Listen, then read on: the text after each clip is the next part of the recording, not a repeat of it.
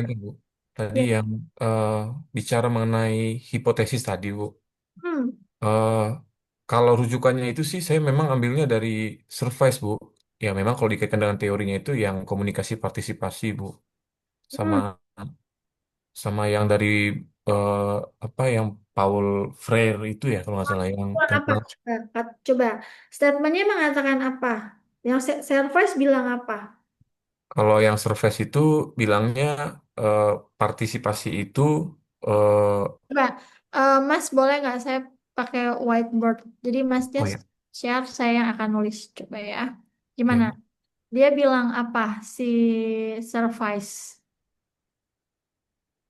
Survei itu bilangnya eh, tingkat partisipasi itu, Aduh, partisipasi Tatar. Kok ini nggak ada pulpen ya? Biasanya pulpennya ada di sini. Coba kok nggak kenapa nggak bisa ya? saya kasih admin ya Bu ya. Oh iya, coba tuh tuh tuh. Oh, oke oke. Kan apa? Service bilang apa? Jadi survei itu bilang eh, bahwa tingkat partisipasi masyarakat itu Hmm? eh, eh, harus terlibat dalam memproduksi suatu pesan, ikut juga mengambil keputusan dalam pembangunan pariwisata misalnya, sama merancang konsep pembangunan pariwisata itu sendiri gitu Bu. Itu yang Nah, di tar dulu. Kalau itu baru pernyataan. Jadi kalau yang namanya proposisi itu sampai bunyinya gini. Hmm. Sederhananya ya, bahwa tingkat partisipasi masyarakat mempengaruhi keberhasilan program pembangunan. Itu namanya proposisi. Oke. Itu. Jadi kalau tadi itu kan baru definisi ya bahwa oh oke partisipasi itu harus ikut terlibat dalam pengambilan keputusan. Itu baru menjelaskan bahwa partisipasi dalam konteks pengambilan keputusan. Tapi Mm-mm. kalau proposisi tadi ada dua konsep yang saling berhubungan. Jadi kayak menunjukkan sebab akibatnya. Makanya variabel X dan Y itu kan kayak variabel sebab akibat ya, Mas. Gitu. Ya, ya. Jadi kalau itu masih pengertian, tapi kalau yang kita butuhkan untuk membangun kerangka pemikiran, supaya kerangka pemikiran kita ajak dan logis, itu harus menggambarkan ada dua konsep. Sebab akibat ya. Ya, misalkan eh, tingkat kepemimpinan sangat mempengaruhi dalam tingkat pengambilan keputusan, atau misalkan tingkat kepemimpin apa gaya kepemimpinan itu mempengaruhi partisipasi anggota kelompok. Nah, itu kan ada dua konsep kan, konsep Mm-mm. kepemimpinan dan konsep partisipasi. Asumsinya kalau dia semakin bagus kepemimpinannya, maka partisipasinya semakin meningkat. Ya. Gitu. Nah, makanya kalau kalau kita mau membuat proposisi, nah ini mau dihubungkannya dengan apa? Apa dengan apa? Gitu. Makanya coba dilihat lagi bab duanya. Makanya saya belum mau maju ke bab tiga karena kita harus ajak dulu nih bab apa rangka pemikirannya. Caranya adalah kita tengok lagi, lihat bab dua kita di Mm-mm. teori atau konsep-konsep yang udah kita susun. Kita coba identifikasi ada nggak sih proposisi-proposisi yang bisa menjadi dasar tadi. Atau sederhananya tadi yang saya bilang. Ketika Mas Garcia membuat gambar kerangka pemikiran tadi, ada 4 hipotesis, itu berangkat dari mana? Dan Boleh. kesimpulan Mm. sementara itu bisa asumsi kita, tapi asumsi kita harus diperkuat oleh data penelitian terdahulu atau teori. Teori yang menyatakan demikian. Gitu. Berarti kalau nyambung ya Bu ya, izin Bu. Kalau Nah, preposisinya misalnya kan tadi kan Ibu bilang sebab akibat. Kalau misalnya preposisinya misalnya semakin tinggi tingkat partisipasi masyarakat dalam komunikasi partisipasi, maka semakin besar keberhasilan implementasi pariwisata berbasis komunitas. Itu bisa jadi salah satu contoh ini bisa preposisi. aja kayak gitu, tapi itu kata siapa, penelitian siapa? Oh ya, ya, Kalau ya. itu kan udah bunyi hipotesis banget ya, maksudnya Ya. bisa. Kalau ada penelitian itu bagus tuh kata siapa, itu bisa jadi dasar Mas Garcia tadi apa menggambar yang seperti itu. Mm-mm. Karena partisipasi itu dia kadang jadi variabel yang di tengah ya, variabel antara, kadang di hasil. Mm, mm. Kayak misalkan penelitian saya dari karakteristik individu dari media, lalu mempengaruhi jaringan komunikasi itu mempengaruhi partisipasi. Jadi akhir dari sebuah proses. Tapi ada juga orang menempatkannya dia di tengah. Dengan adanya partisipasi, berarti tadi mendorong keberhasilan sebuah program. Gitu. Oke, oke. Nah, jadi Mm. apapun statement yang akan kita tuliskan, itu harus sudah ditulis di bab 2 ya. Lalu nanti diperkuat lagi ketika membuat narasi di kerangka Nggak pemikiran. pemikiran. Ketika gambar ada Mm. bunyi hipotesisnya gitu. Berarti preposisi ini perlu dijelaskan juga di bab 2 ya, Bu ya? Otomatis harusnya karena Oh iya. misalkan gini nih ya, contoh nih ya. eh Sebentar, saya buka yang dari Mas Garcia nih kan. Ketika Mas Garcia menjelaskan soal komunikasi partisipatif kan ini cukup panjang. Mm-mm. Di halaman berapa ini ya? Nah, di atas ya komunikasi partisipatif tuh ya. Mm-mm. Hmm, Di halaman 12. 12 ya, tar. 13, maaf. Ya, 13 kan. Ini kan Mm-mm. panjang banget tuh. Mm-mm. Malah kan ini ngejelasinnya adalah perubahan sosial melalui komunikasi, ya Ya. kan? Mm-mm. Nah, jadi nih, atau yang halaman 12 lah ya. Ya. Strategi komunikasi sangat penting untuk meningkatkan partisipasi. Partisipasi masyarakat. Kan? Jadi Mm-mm. sebenarnya strategi komunikasi itu punya kontribusi untuk meningkatkan partisipasi. Mm-mm. Asumsinya semakin bagus strategi komunikasinya, maka Semakin efektif. partisipasinya semakin meningkat gitu kan. Nah, Ya. jadi sebenarnya tanpa perlu kita bilang semakin tinggi, semakin rendah, Mm. itu udah bisa tahu tuh. Karena Mm-mm. kan nggak selalu hubungannya nggak selalu positif ya. Ya. Terus eh pendekatan partisipatif tadi ya bisa meningkatkan rasa memiliki. Nah, dari Memiliki. situ aja pernyataan ini kita tahu bahwa semakin partisipatif ya diduga kayaknya sih bisa meningkatkan sense of belonging dan sense of belonging itu penting loh dalam program pembangunan karena Mm-mm. dia bisa mendorong kohesivitas gitu ya macam-macam. Mm-mm. Terus komunikasi dan memperkuat hubungan, bagaimana proses pola komunikasi. Nah, ini sebenarnya, nah ini dia bab duanya Mas Garcia kayaknya perlu ditinjau ulang.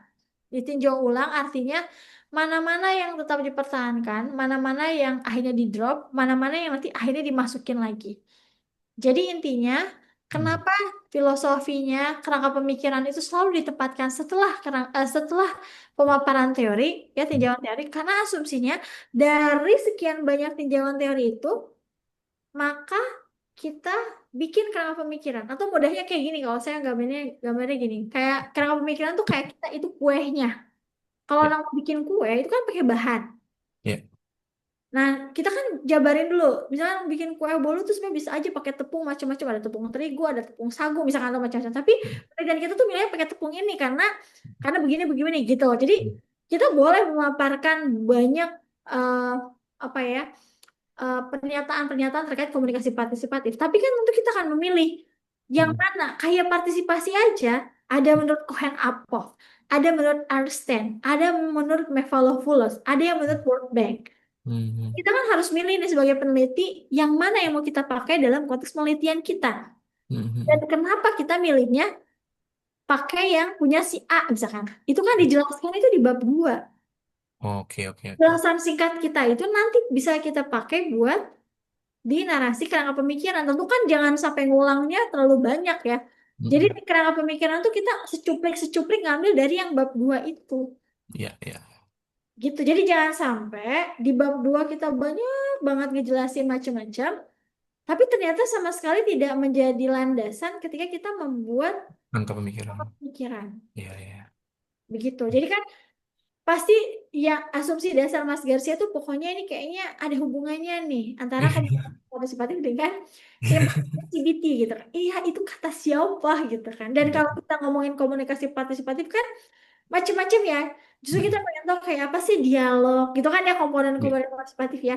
Gimana cara ngebangun dialognya, siapa yang jadi aktor utama di situ, kayak apa, media komunikasinya kayak apa. Komponen-komponennya kan banyak dan komunikasi partisipatif itu dibahas banyak.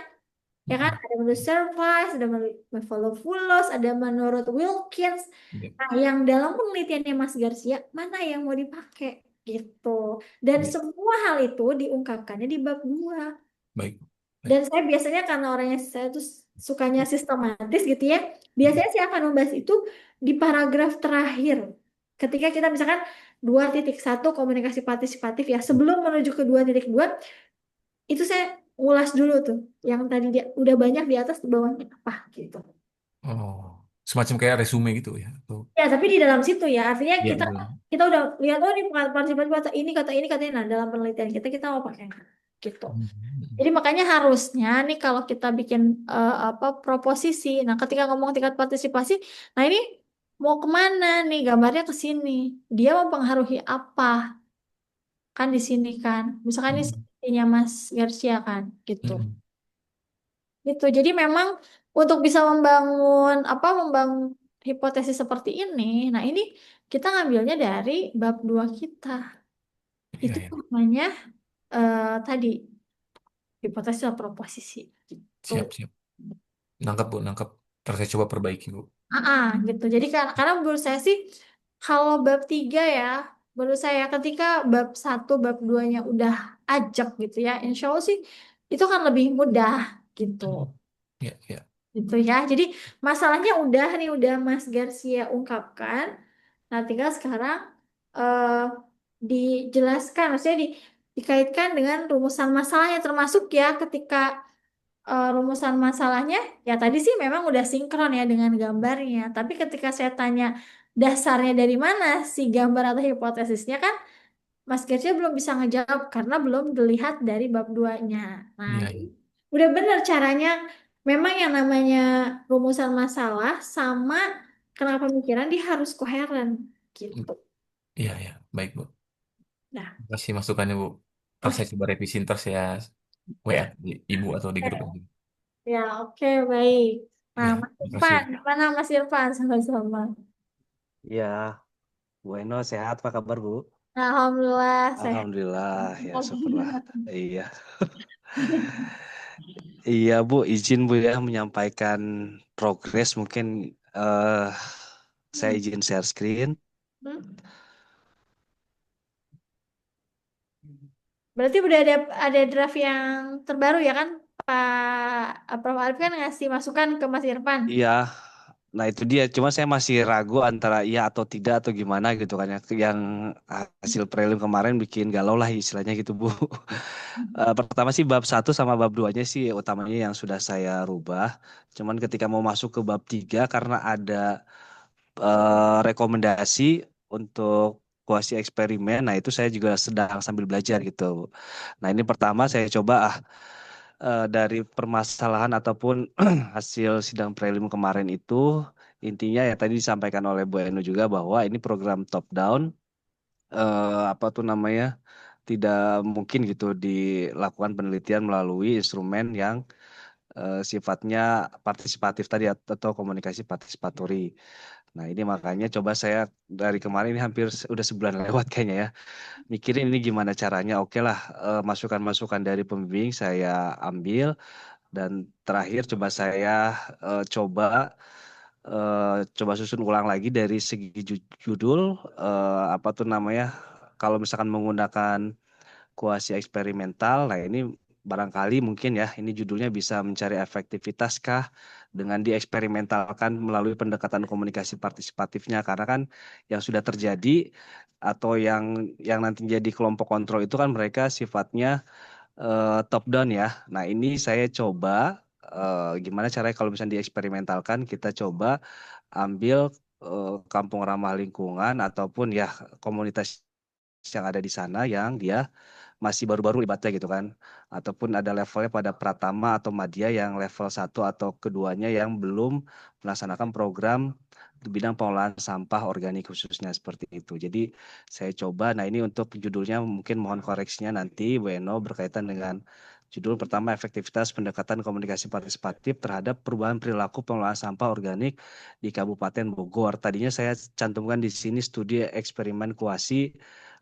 Saya ragu lagi, saya hapus lagi. Nah, ini mungkin banyak keraguan, nanti mohon arahannya. Lalu berkaitan dengan, ini nggak kelihatan ya Pak besar, mohon maaf. Kelihatan sekarang. Ya, Ntar dulu, Hmm, Mas Irfan boleh saya langsung komentar. boleh, Itu boleh, boleh. daftar Siap. isinya.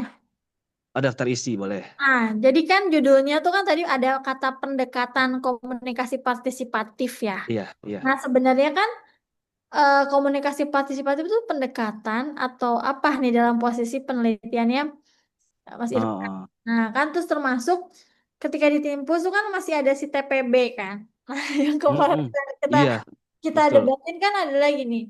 Eh, Iya, TPB itu sebenarnya ya kalau saya makanya eh, kan memang ini programnya program yang top down ya. iya, betul. Top down. Dan memang kalau pakai teori of plan behavior, memang kita itu akan fokus pada program tertentu. Kan namanya juga Hmm, teori of plan ya. Jadi sesuatu hmm, yang direncanakan intervensi karena harus khas gitu kan. hmm. Nah, tapi kalau untuk memadukan dengan komunikasi pembangunan partisipatif, itu kan yang perdebatan kita ketika Iya, Pak. ngalim gitu ya. Hmm, Nah, makanya ini yang perlu disamakan dulu persepsinya iya. gitu. Benar nggak sih bahwa TPB itu dan komunikasi partisipatif itu nggak bisa sejalan gitu? Itu sebenarnya titik kritisnya di situ, Mas Hmm, Irfan. Karena gini, em, apakah sesuatu yang top down itu juga nggak bisa dilihat dalam konteks komunikasi partisipatif?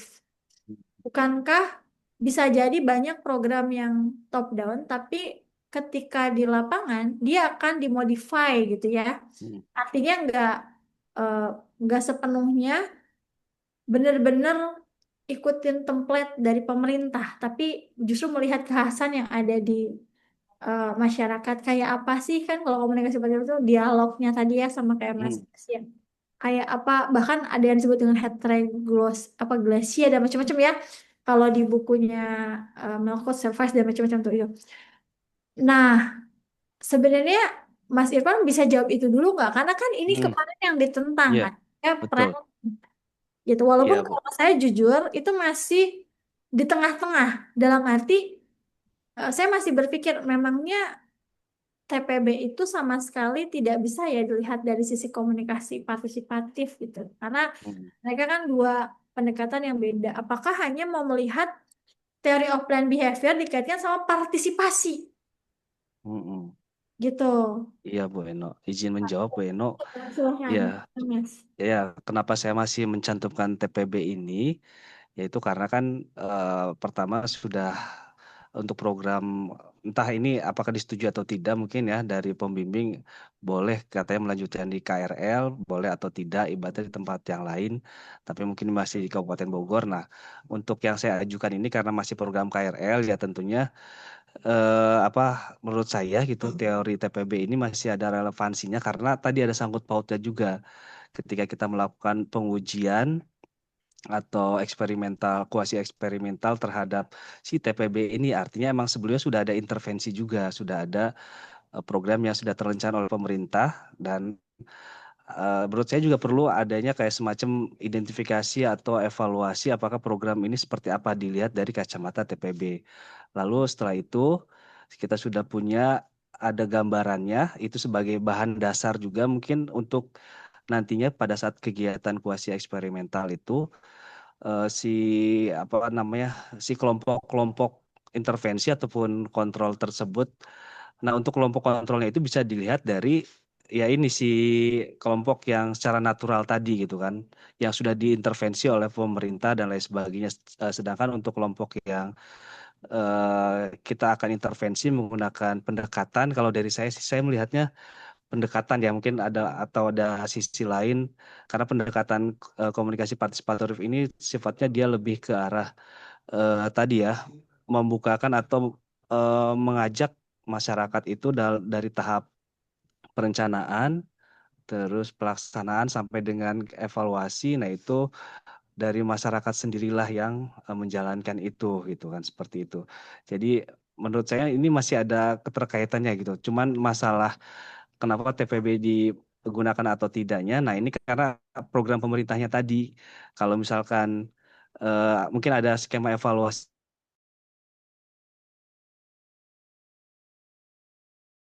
yang lainnya, ya ini sebuah suatu rangkaian kayak gitu. Sebelum kita melakukan partisipatory tadi, kita identifikasi dulu permasalahan-permasalahannya menggunakan teori TPB ini. Seperti itu mungkin Nah, yang ada di coba gambaran saya, Mas Bu Enda. Irfan, saya mau izin share screen. Oh ya boleh, Dan silakan. ini mumpung ada materi yang terkait dengan apa yang kita bicarakan sekarang. Boleh. Nah, nah, jadi kalau saya lihat ya, eh, pemahaman secara ontologinya, secara epistemologinya, memang ada dua hal yang beda. Ketika bicara teori of planned behavior, dia adanya di sini kan, Mas Irfan. Karena kan behavior change kan, dia bagian katakanlah social marketing itu kayak pemerintah punya program kan, gimana caranya biar orang atau masyarakat itu mau berpartisipasi. Frameworknya kan modernization karena mikirnya kalau mau ada perubahan, orang harus diintervensi, ya kan, supaya jadi ada Ya. behavior change. Artinya kalau TPB itu menurut saya adanya di ranah sini, ya kan, Hmm. positivistic paradigm. Nah, sedangkan komunikasi partisipatif, dia bicaranya di ranah partisipatory yang di sini. Sama-sama yang satu adalah behavior change, itu levelnya individu. Kalau social change itu bicaranya di community kan. Nah, Hmm. jadi paradigmnya aja beda. Yang satu positivistik, satu Hmm. interpretatif, ya kan? Di sininya juga lain kan. Dari mulai apa cara pengambilannya dan sebagainya. Nah, bahkan ini diperjelas lagi nih di bukunya Mephilopoulos. Nah, ini kan. Jadi memang dia agak top down, bukan agak ya, bahkan top down gitu kan. Dan pemanfaatannya misalkan ya dia lebih banyak promote-promote pakai media-media besar ya, media lini atas gitu ya. Dan ini kan dia memang efeknya nah ini untuk ada orang mau gitu kan, menerima dan sebagainya gitu kan, hal-hal baru gitu. Nah, kalau ini kan goalsnya, kalau komunikasi partisipatif itu goalsnya tuh mutual understanding. Jadi nggak hanya bicara programnya aja, tapi kita sampai bisa menggali apa kita sampai tahu apa sih makna sampah organik tuh bagi masyarakat gitu. Kalau yang di sini kan dia sangat teknikal banget, ngelihat cuman oh seberapa banyak yang berpartisipasi ini gitu doang. Tapi kalau udah sampai levelnya katakanlah tadi ngomong partisipatori itu lebih dalam dari itu. Orang bukan sekedar berpartisipasi, tapi dia juga punya pemaknaannya terhadap sampah tuh kayak apa gitu. Nah, jadi memang secara itu kayak gini. Nah, bahkan ini di gambarnya ini kan tadi ada eh, apa istilahnya tuh model-modelnya yang ideal tuh katanya ini ya. Jadi partisipasi dari masyarakatnya tinggi ya, dari apa katakanlah Hmm. pengelola program atau inisiator programnya juga tinggi. Ini idealnya. Nah, tapi kan kalau yang modelnya top down udah pasti biasanya development komunikatornya tuh tinggi, tapi di level grupnya itu rendah. Makanya, nah jadi makanya dia ada perbedaan. Makanya kan kalau kayak di komunikasi partisipatif ya, dia juga pengaruhi pemikirannya Paulo Freire, Habermas ya, communicative action gitu kan. eh, ada proses bagaimana membangun pemahaman yang sama, bisa bertukar informasi. Jadi nggak cuma ngitung, oke, seberapa banyak yang terlibat, bukan cuma itu, sampai bisa kita tahu, oh orang itu mau apa istilahnya mengelola sampah organik tuh karena apa ya? Kalau dia cuma karena faktor ekonomi atau biar dapat duit gitu. Nah, itu kan sebenarnya belum pemaknaan yang sesungguhnya ketika orang paham mengelola sampah itu ya karena sampah itu tanggung jawab kita, sampah itu harus dikelola dengan baik, dimanfaatkan dengan baik. Nilai antara orang yang tadi pemikirannya cuma pendek ya, cetek banget gitu, cuma mikirnya oke, yang penting gue dapat uang misalkan kayak gitu. Beda kan dengan orang yang memaknai sampah bahwa oh sampah itu tanggung jawab kita yang harus mengelola, kita harus bisa mengambil nilai manfaat dari sampah tersebut kayak gitu. Jadi secara paradigm nih bahkan kalau di gambarnya si namanya ini kelihatan kan di participator communication aja harus ada mutual understanding antara ini ini adalah partisipan A, ini partisipan B. Atau kalau dalam program pemerintah, ini si pembuat si pembuat programnya ya, dinasnya, ini masyarakatnya itu harus apple to apple, harus punya kesamaan dulu dari sisi communication skillnya sampai memahami culture dan history gitu. Jadi yang tadi saya bilang kecuali kalau Mas Irfan itu punya rencana mau bikin komparasi. Jadi mana yang dia konteksnya benar-benar plek-ketiplek ngikutin template-nya pemerintah sama yang dia programnya udah dimodify oleh masyarakat. Katakanlah udah tumbuh dulu tuh di masyarakat, memang sudah ada kelembagaan ya walaupun belum formal terkait pengelolaan organik. Tapi ini kan ada program pemerintah, maka mereka berkolaborasi. Kan ada yang modelnya gitu. Kayak misalkan programnya Proklimnya KLHK ya, kalau sekarang kan KLH ya. Itu juga banyak yang sebenarnya dia menggandeng komunitas yang memang udah settle, dia udah punya program yang mirip lalu diklaim kerjasama gitu. Jadi beda banget tuh cara pandang dari sisi tadi kalau TPB itu ya ini orang nih harus dipengaruhi nih gitu. Kita dianggap sebagai pasif partisipan yang bisa dipersuasi gitu Mas. Gitu sih kalau karena saya takutnya nanti lagi-lagi tadi kan ya Bapak saya ingat kata-kata Pak Juara apa kayak makan bubur pakai sendok gitu ya takutnya nggak cocok gitu. Nah, jadi harus itu yang diperkuat Mas Irfan. Ini jelas-jelas punya paradigm yang beda nih, gitu. Kecuali kalau Mas Irfan punya argumentasi lain bahwa ada kok bahwa selalu ada ruang kok untuk masyarakat diberikan kesempatan untuk dialog dengan pemerintah, memodifikasi programnya disesuaikan dengan budaya, disesuaikan dengan kebutuhan setempat sehingga bisa jadi program-program yang top down itu pada akhirnya prakteknya di lapang itu bisa jadi berubah atau bahkan dimodifikasi gitu. Gitu Mas Irfan. Jadi harus punya argumen kuat tuh, masih pakai TPB sama pakai komunikasi partisipatif. Gitu. Iya, itu dia makanya saya juga lagi mencari, bukan mencari sih Bu. Ya beberapa kali kan pra penelitian juga gitu kan. Saya minta rekomendasi sama PLIF atau penyuluhnya itu ada tidak yang istilahnya si KRL itu dia yang istilahnya tumbuh dari ya masyarakatnya itu sendiri yang ingin membentuk gitu kan. Kalau istilahnya yang disampaikan sama PLIF itu ya ada yang seperti itu ibaratnya gitu kan. Salah satu contohnya itu yang di daerah Gunung Bunder di daerah pegunungan sono Pamijahan. Nah, itu mereka karena ada permasalahan pertanian yang produktivitasnya dirasa menurun menurut mereka gitu kan. Makanya mereka benar-benar menjaga sampah ataupun lingkungan, misalkan dari sampah-sampah plastik gitu kan. Nah, itu saya kebetulan telepon langsung juga gitu kan. Beliau cerita seperti itu sehingga ya itu ada kaitannya sama ya culture mereka pertanian di sana kayak gitu. Cuman untuk yang tempat-tempat yang lain saya juga belum menemukan tapi ya salah satu gambarannya sih ada kondisi seperti itu gitu kan ada kampung ramah lingkungan yang mereka dia ya bergerak karena ya salah satu eh, utamanya mereka mempertahankan ya produktivitas pertanian mereka gitu sebagai komoditas utama ataupun penghasilan.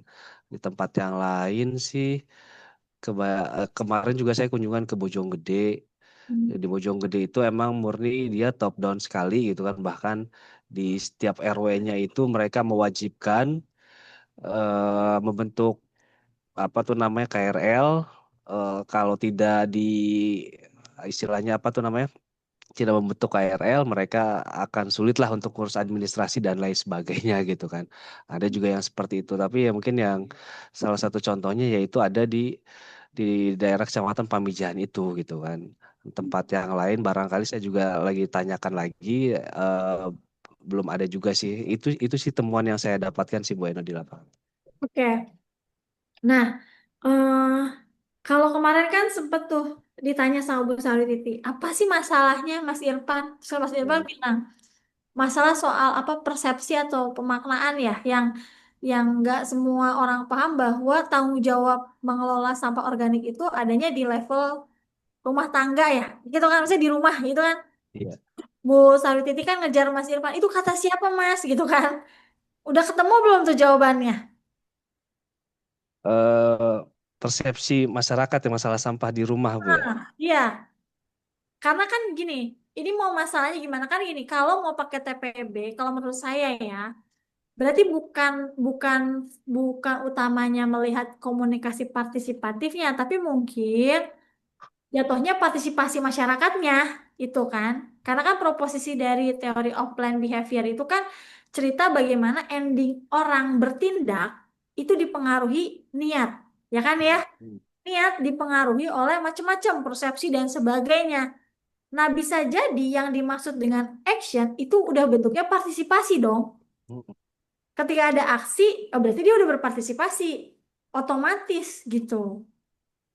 Jadi yang saya khawatirkan adalah kalau masih bertahan dengan membuat dua itu, takutnya nggak sepakat gitu. Kalau buat saya sih sejujurnya saya masih masih bertanya-tanya, kenapa sih nggak boleh dipadukan?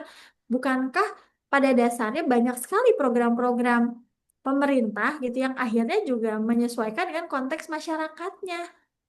Kayak misalkan dulu kita ada program KB gitu ya. Itu kan di setiap konteks beda-beda. Ada yang dia pakai wayang kalau di Jawa gitu ya. Ada yang wayang kulit, kalau di kita wayang golek misalkan di Sunda. Dari bahasa juga disesuaikan. Bahkan aktor yang dilibatkan juga beda. Ketika misalkan di Jawa Barat banyak Muslim dilibatin kiai-kiai gitu. Atau di tempat lain saudara-saudara kita yang dominan agamanya Hindu atau Buddha ya dilibatkan pemuka agama di sana. Atau yang Nasrani juga sama. Misalkan pendeta yang dilibatkan. Itu kan terjadi ada proses juga ya bahwa oh template di setiap daerah tuh bisa beda-beda loh gitu. Nah, Iya. kecuali apa Mas Irfan mau ngebandingin gitu kan. Nah, jadi kita tuh kayak tarik mundur dulu nih Mas Irfan, ini masalahnya apa gitu kan. Masalahnya apa sehingga bisa kejawab gitu. Kalau misalkan tadi masalahnya itu soal persepsi, memang nyambung sama teori plan of behavior. Karena sebelum jadi aksi dipengaruhi niat, niat dipengaruhi berbagai tadi kan norma, persepsi. Bener. Kalau persepsinya belum sama, gimana punya niat yang sama? Belum sampai ngomongin aksi ya gitu. Itu sih Mas Irfan. Karena saya cuma takut aja nanti di apa ya? Ya, paham Bu Eno, nanti masih Ya, ini kan gitu. masih ya antara bumi dan langit ibaratnya gitu kan. Ini kalau disatukan. Khawatirnya gitu. Nanti Mas Irfan ditanya lagi, ini paradigmnya Iya. beda banget. Tadi kan udah saya liatin paradigmnya aja beda kan antara Hmm. eh, si apa yang top down tuh yang pendekatan-pendekatan social marketing gitu ya, yang Hmm. memang eh, kita sebagai dianggapnya masyarakat yang pasif nih. Kayak kemarin waktu zaman COVID ya, ada peraturan protokol COVID, itu kan kita dianggap masyarakat pasif. Hmm. Suka nggak suka, kita harus nurut, ya Hmm. kan? Sampai akhirnya kita nurut tuh, pakai masker, jaga jarak, top down kan. Hmm. Apakah top down itu selalu jelek? Nggak juga, kalau menurut saya gitu. Hmm. Karena di bukunya Survive jelas disebutkan bahwa pendekatan itu bisa top down, bisa bottom up. Hmm. Apalagi kalau masyarakatnya nggak sadar, ya harus disadarin dulu ya mau nggak mau emang top down yang main gitu. Iya. Apalagi kayak konteks sampah. Jangankan orang yang di daerah ya, orang berpendidikan aja belum semua paham bahwa yang namanya sampah organik, terutama sampah rumah tangga, idealnya tuh selesai di rumah tangga masing-masing. Tanggung jawab kita. Nah, selama ini kita selalu dikit-dikit sampah tuh urusannya pemerintah. Urusan pemerintah. Yang penting mah sampah udah nggak kelihatan depan mata. Nah, itu kan sebenarnya asumsi yang keliru. Bahkan mungkin saya pun kalau nggak dapet informasi dari Prof. Arif Sabdoyono, merasa juga bahwa sampah itu ya semua-muanya tanggung jawab pemerintah gitu. Hmm. Itu yang perlu diedukasi kan. Jadi artinya main top down juga emang ada yang salah ya gitu loh. Saya sih mikirnya begitu. Gitu. Iya, Bu ya. Di depan. Jadi makanya saya minta Mas Irfan merenung kembali ya. Masalah utamanya apa sih? Gitu kan. Iya. Lalu dari masalah utama itu, oh ini loh yang mau kayak tadi yang Mas Garcia. Oke, ini masalahnya soal partisipasi nih. Berarti mau pakai komunikasi partisipasi. Nah, berarti kan ini. Nah, ini masalah utamanya apa? Ini kita nggak bicara apa sih? Ini si pengelolaan sama organik itu kenapa gitu kan? oh ini nih gara-gara persepsi kita yang tidak sama. Karena dengan persepsi yang nggak sama, ya kita akhirnya juga pengelolaannya jadi berantakan gitu kan. Gitu. Iya Bu, izin mungkin Bu apa tuh namanya? Kalau masalah yang TPB kayaknya emang perlu dipisahkan lagi deh, Bata. Kita emang fokus. Kalau saya sih lebih Ya Allah. lebih Ya Allah. ya udah saya nyerah udah. Nggak masalahnya gini, masalah utamanya itu emang di masyarakat dan saya hasil apa tuh namanya audiensi dengan DLH, dengan apa tuh namanya PLIF atau penyuluh. Nah itu yang mereka rasakan ya si program KRL ini mereka ya pada saat ada kegiatan apa tuh namanya awardingnya aja, nah itu mereka baru heboh-heboh ibaratnya gitu. Artinya emang bener top down banget kan. Terus, nah ini dari situ makanya saya juga ingin penelitian saya ini apa tuh namanya pengen kalau misalkan kemarin ada rekomendasi kuasi eksperimen, saya rasa juga perlu juga kali ya tuh melakukan pendekatan ataupun apa istilahnya penerapan yang sifatnya partisipatori karena kan dari segi mungkin program kita pahami itu sudah top down banget ibaratnya gitu kan sebagai pembanding atau kontrolnya. Nah, kita melakukan intervensi-intervensi terhadap ya tadi apa tuh namanya KRL yang ketika misalkan dilakukan intervensi tersebut melalui komunikasi partisipatori tadi, apakah ada dampaknya efektif atau tidak gitu, atau bahkan mungkin sama aja. Jadi yang saya pikirkan dari permasalahan yang sudah saya dapatkan di lapangan, oh kayaknya perlu dilakukan istilahnya ini uji coba lah seperti itu yang kemarin disampaikan oleh penguji. Saya rasa boleh juga istilahnya saya sepakat gitu untuk coba deh kita uji coba seperti itu Bu. Mungkin mohon arahannya Bu. Itu Bu Eno. Oke, iya makanya tadi kembali lagi sih. Jadi kan kemarin tuh saya ingat banget Mas Irfan tuh lebih cenderung eh kayaknya lokasinya kan ya Mas Irfan udah Iya, kayaknya udah suka lah tuh sama si apa kampung apa namanya KRL KRL, iya kampung ramah KRL. lingkungan gitu kan. Nah, berarti sekarang kalau memang mau fokusnya ke RL itu, maka apa sih masalah utama di sana? Berarti itu ditarik mundur lagi, Mas, gitu. Soal kuasi eksperimen dan sebagainya, menurut saya ngikutin kalau udah jelas ini masalah dan teori yang mau digunakannya apa, gitu. Mm-mm. Nah, sekarang saya tanya lagi. Jadi utamanya nih masalah K, KRL ya. KRL. KRL itu apa sih masalah utamanya? Masalah utama KRL, pertama programnya itu tidak berjalan dengan baik, ibaratnya gitu ya. Dari masyarakat itu tidak semuanya mungkin kalau masalah masalah sampah, saya rasa sih general sih ya, hampir semua masyarakat baik di Kabupaten Bogor mungkin di kabupaten lain juga sama berkaitan dengan sampah itu secara generalnya. Nah, dari pemerintah ada kegiatan KRL ini ya harapannya tadi ingin memecahkan masalah sampah tadi selain mendukung program Ntar dulu Proklim. Mas Irfan, Iya. saya potong nih. Jadi gini, masalah utamanya itu kan tadi ya, ini program belum maksimal. Iya kenapa Oh gitu? iya. Gara-gara apa gitu? Gara-gara apa sih? Kan oke ini berarti secara partisipasi ini belum berhasil Heeh, kan? Iya iya tapi betul. yang menyebabkan tidak berhasilnya tuh apa tadi? Makanya kan Heeh, sebenarnya kalau Mas Irfan masih mau memegang kemarin yang kata Mas Irfan, iya Bu, karena persepsi di masyarakat itu beda-beda gitu kan. Iya, heeh, tapi terus kata kata Bu Sari Titi, mana penelitian yang bilang begitu Mas Irfan? Nah Mas Irfan makanya saya tanya, udah dapet belum Mas jawabannya gitu. Kalau masalahnya emang kita udah tahu banget, karena masalah pengelolaan sampah tuh udah luar biasa dah. Masa iya.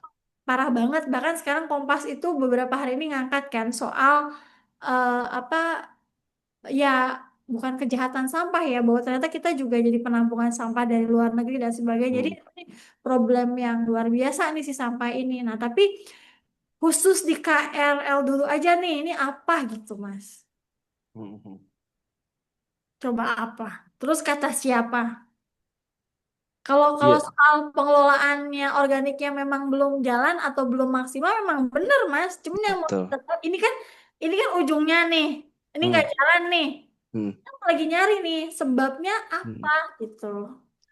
Kemarin itu saya bukan kemarin sih maksudnya hasil pra penelitian dari tiga narasumber. atau bukan tiga, ada pertama dari KLH menyampaikan bahwa pertama mereka menyampaikan kesadarannya sih sebenarnya. Lalu Hmm. dari siapa tuh namanya Flip, semua juga sepakat kesadaran masyarakat itu sangat amat minim atau kurang kayak gitu untuk menjalankan program lingkungan ini. Padahal yang mereka harapkan dari KLH itu ya program ini berjalan secara utuh, maksudnya masyarakat dengan lihat kondisi lingkungan yang ada, nah mereka istilahnya tidak perlu harus ada apa tuh namanya awarding atau KBRL istilah mereka ya, kampung ramah lingkungan inilah awarding mereka, tapi ya sudah menjadi melekat pada keseharian masyarakat seperti itu masalah kesadaran. Terus yang kedua juga mereka mempertanyakan juga, nah ini karena program dari pemerintah gitu kan, nah mereka juga butuh support juga, masalah utamanya berkaitan dengan butuh sarana prasarana fasilitas. Nah mereka nggak begitu bergerak berjalan karena merasa ya tadi program ini masih ini program milik pemerintah ibaratnya gitu kan. Kok nggak ada support dukungan. Nah, mereka mengharapkan support dan dukungan itu. Yang saya lihat sih garis besarnya masalah utamanya itu sih, Bu. Oke, berarti kan awareness-nya kan. Iya. Yang tujuan goals-nya adalah awareness-nya mau ditingkatkan. Tapi kalau tadi dari pernyataan Mas Irfan, pangkalnya kenapa orang nggak punya kesadaran, nah itu salah satunya mungkin karena tidak ada perhatian dari pemerintah, ya Hmm. kan?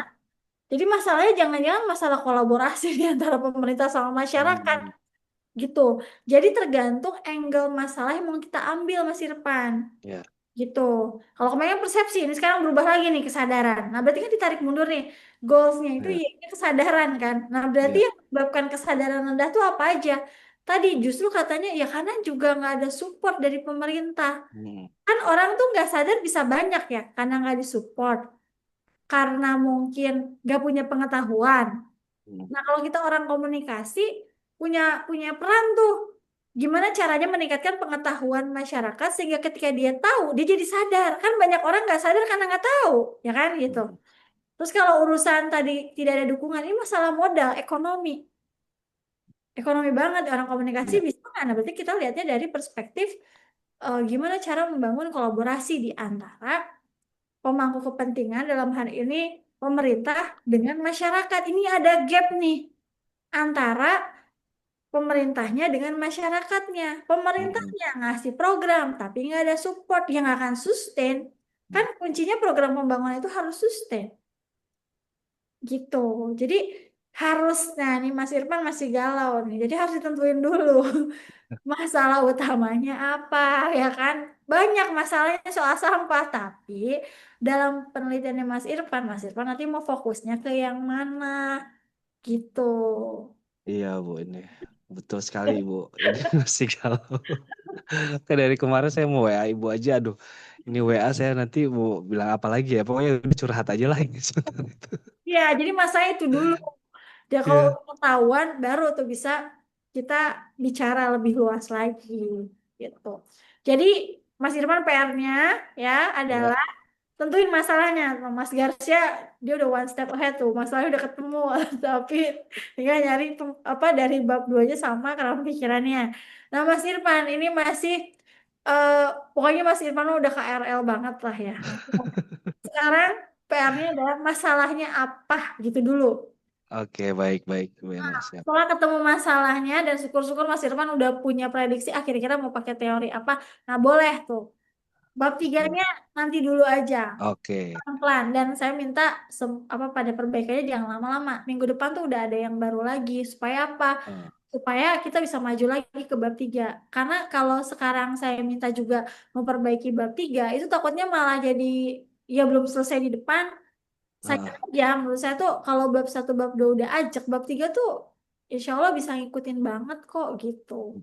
Karena buat saya tuh pondasi proposal tuh bab satu bab 2 sih. mm, Gitu. baik, Ya, baik, Bu Eno. Ya, terima kasih Bu Eno masukannya ya, ini agak sama-sama. lumayan plong, Bu. Ya. Oke nih, Oke. Mas Reza, oke silakan. Tapi tadi saya bilang jam 2 ini saya lagi minta nego untuk minta waktu 10 menit lagi supaya nanti saya bisa pindah ke Sedikit aja memang apa namanya kemarin ya, berdasarkan masukan. silakan Mas Reza. Iya, yang sosial engineering agak gaji sekali berputar jadi marginalisasi masyarakat adat dan ya Hmm. agak lama jadi beberapa mengumpulkan beberapa bahan. Terus arahan dari Mbak Eno juga yang itu yang ini akan yang membuat saya bingung ya, adalah melihat dari marginalisasi masyarakat adat pada pembangunan IKN, tapi dilihat salah satu permasalahan dari segi resiliensinya, Mbak. Nah, Hmm. saya Hmm. bingung, saya sudah ada ya semacam kayak observasi, ternyata ada beberapa ada beberapa masyarakat yang terdampak kan, kayak seumpama di daerah Penajam, Hmm. Sepaku, terus ada suku Kayan, terus dan lain sebagainya, dan mereka memang yang awalnya bukan awalnya ini ya, mereka itu memang sudah termarginalisasi dari sebelum pembangunan IKN. Nah, seandainya saya ingin, salah satu permasalahannya adalah bagaimana resiliensi mereka itu, apakah nanti tidak bias bahwa marginalisasi atau resiliensi mereka itu hasil hasil dari marginalisasi yang dulu, bukan marginalisasi yang apa namanya, marginalisasi pada pas saat pembangunan IKN. Jadi Iya. saya melihatnya secara kualitatif, atau mungkin saya biar lebih presisi, saya mau mengukur resiliensi gitu. Gimana, saya Hmm. masih bingung. Nggak apa-apa. Enggak nih, Mas Reza udah pernah baca disertasinya Bu Farida nggak? Bu Farida bimbingannya Pak Juara, yang komunikasi resiliensi Oh iya, masyarakat yang di Sumedang itu, yang di apa namanya, Bendungan Jati Gede. kemarin pada saat ada acara itu ada yang Mbak Eno juga. Saya Ya, ya saya sedikit. nah, coba deh dibaca. Menurut saya gini, menurut saya justru menarik ya, karena gini, eh, mereka tuh mengalami dua kali marginalisasi, dan sedihnya marginalisasi yang kedua itu adalah intervensi dari program prioritas, lagi-lagi program pemerintah. Ya harusnya pemerintah itu kan membela masyarakat adat kan. Dan suka nggak suka, IKN itu udah jadi. Jadi gimana caranya mereka bertahan, itu resiliensi banget tuh. Karena kalau di disertasinya Bu Farida, resiliensinya tuh agak unik karena mereka berubah total, Mas. Yang tadinya dia petani, itu sekarang kan karena jadi bendungan, mereka jadi berubah. Jadi apa? Bukan ya kayak nelayan ya, tapi nelayan ini ya, nelayan darat gitu kan. Itu kan kebayang nggak culture-nya mereka tuh total berubah dari petani yang megang tanah jadi megang air, itu kan lain banget ya, dari secara ekosistemnya tuh berubah banget. Nah, apalagi nih masyarakat adat jauh sebelum ada IKN pun mereka sudah termarginalisasi oleh industri.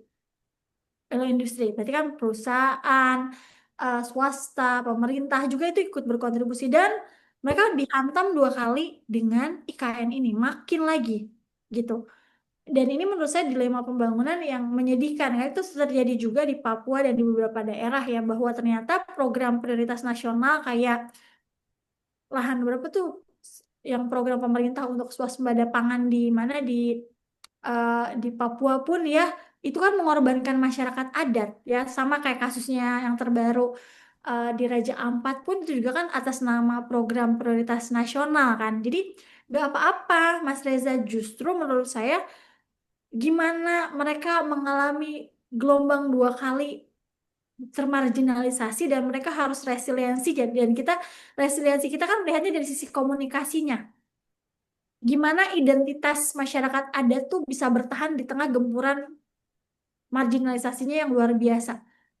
Ada nggak sih perbedaannya before before IKN sama jauh sebelum itu terjadi? Kayak apa tuh komunikasi resiliensinya? Karena kan agak beda ya resiliensi kacamata orang sosiologi sama komunikasi resiliensinya. Komunikasi resiliensi kalau kita kan orang komunikasi gitu. Jadi nggak apa-apa Mas. Kalau menurut saya sih nggak akan bias. Justru kita bisa menunjukkan bahwa adakah pola yang sama atau justru polanya berbeda. Karena yang dihadapinya juga lain ya. Itu kan awalnya industrialisasi kan, karena ya Kaltim kan udah dari dulu migasnya gila-gilaan ya, eksploitasi sumber daya alamnya tuh parah gitu kan. Ditambah lagi pembangunan IKN atas nama ya program bukan lagi prioritas nasional, ini mah udah mandatori gitu ya. Dan akhirnya masyarakat adat ya mereka harus bertahan untuk mempertahankan identitasnya kayak apa gitu di tengah gempuran marginalisasi ini gitu. Jadi menurut saya sih nggak apa, Mas Reza tuh pembimbingnya siapa aja? Saya, terus Puji Prof Puji satu lagi. sama Rahmi Setiawati dari UI. Ya. Nah, menurut saya sih kalau itu bisa dilakukan, nggak akan bias, Mas. Dan kita nanti bisa membuktikan bahwa justru yang mana nih yang membuat mereka semakin, ya logikanya sih mereka semakin resilient ya ketika diserang 2 kali ya. Gimana caranya coba resilient luar Tapi biasa.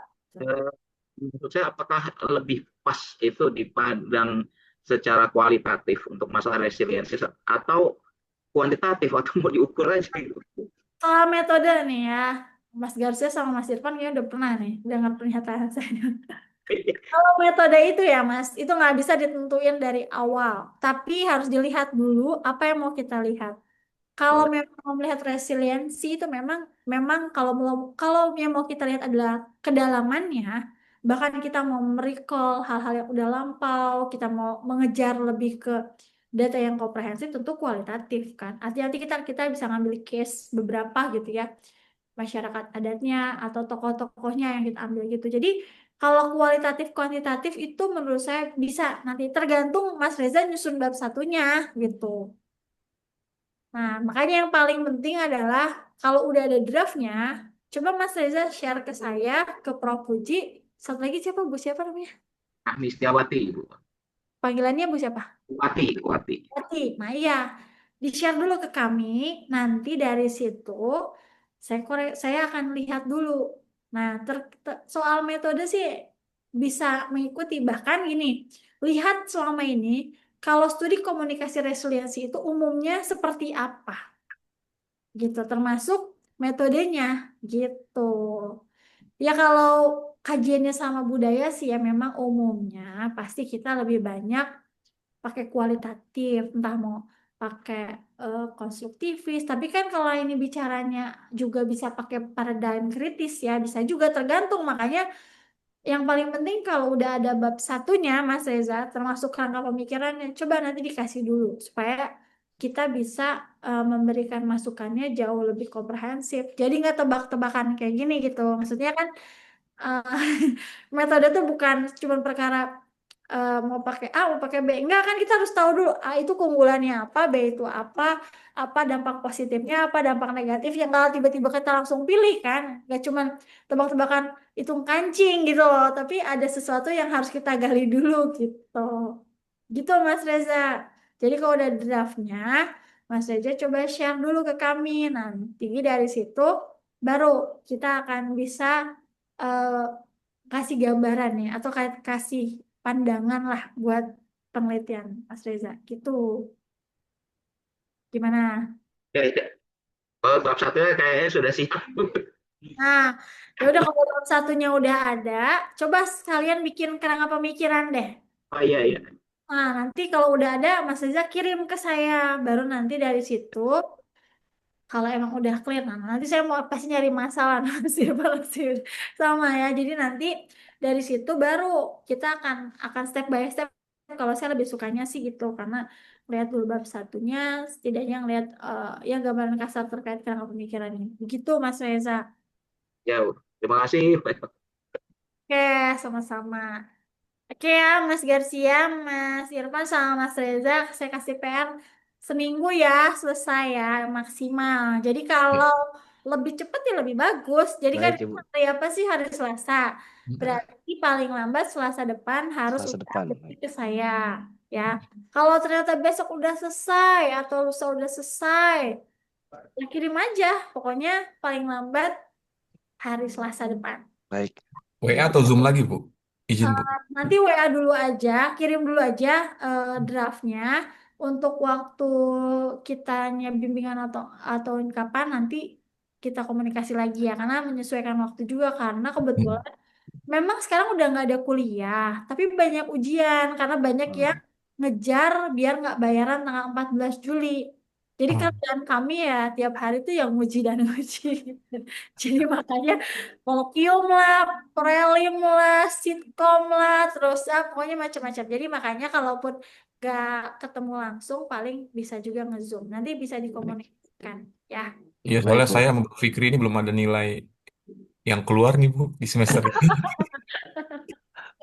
Sama aja saya udah keluar nilai juga ini masih balik lagi.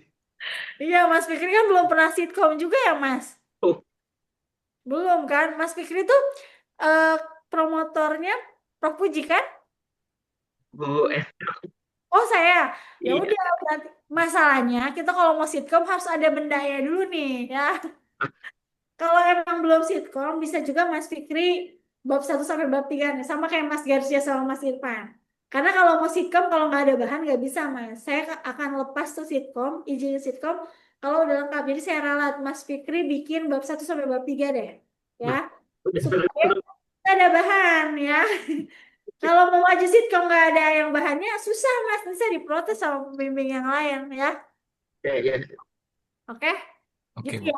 Jadi masing-masing punya PR-nya ya, supaya pada punya nilai di semester ini ya. Siap. Untuk Mas yang ingetin tuh ya. Iya, iya, Bu. Oke ya, Baik, Bu. Siap. semangat ya Iya, kalau Iya, gitu ya. baik, makasih Bu. banyak, Bu. Ya, Terima kasih Pak banyak. Reza Ya, ya. Oke, kalau gitu saya pamit ya. Ya, sehat baik, Bu. selalu, Bu. Ya, Sehat amin, selalu. saya selalu semangat ya. Ya. Ya, Assalamualaikum. Waalaikumsalam. Waalaikumsalam warahmatullahi wabarakatuh. Halo, coy. Seminggu, coy. Minggu. Gak apa-apa, harus Gak gitu. apa-apa ya. Iya, Nah, harus Baik kalau ini, gitu gitu. Bu. gue udah ditembak ini enak, jadi gue ngumpulin aja dulu. Iya, nah gitu. Maksud gue juga, udah. Selesai gak selesai, kumpulin aja bodo amat. Iya. Tidak ada yang benar, coy. Iya. Salah terus. Udah jadi Ah, bab 1, bab 3 lo, Bang. Bang Nah, Reja. bab 1 udah, bab 2 nya bab 3 pun. Itu tadi mau gue tanya, gue bingung. Pakai AI aja, Bang. Nah, udah bab 1 udah. Iya, maksudnya biar ada bahan sitkom dulu aja, Bos. hmm. Lo udah kasih folder sendiri kan ya? Ah, Ya, udah. Ayo. Siap, siap, siap. siap. Oke, itu aja dulu, coy. Oke, sampai ketemu minggu Revisi dulu, depan. coy. Yuk, Revisi. Assalamualaikum. Yuk, Waalaikumsalam.